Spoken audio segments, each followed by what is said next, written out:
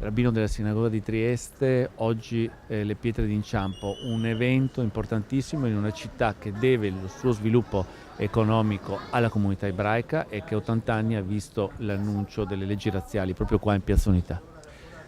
Senz'altro un momento fondamentale perché altre grandi città l'hanno già fatto e Trieste non poteva stare indietro, era necessario e per questo ringrazio comunque il Comune e le autorità di aver veramente assecondato questo progetto senza nessun remore subito e hanno accettato. Le pietre d'inciampo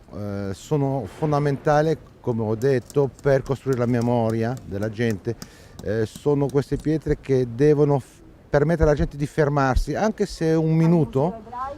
per pensare a quello che è successo. Soprattutto a Trieste, che ha avuto questa sfortuna di essere la città dove sono state annunciate le leggi razziali ed ha avuto anche la risiera del San Saba, che è stato l'unico campo che non era un vero campo di sterminio, ma dove sono state massacrate persone o mandate al macello persone. E dunque è importante che a Trieste ci sia questa possibilità di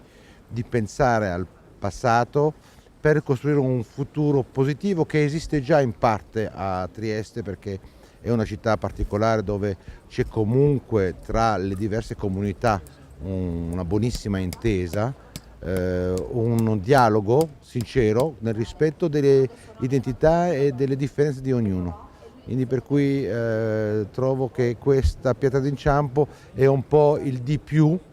che aiuta questo dialogo.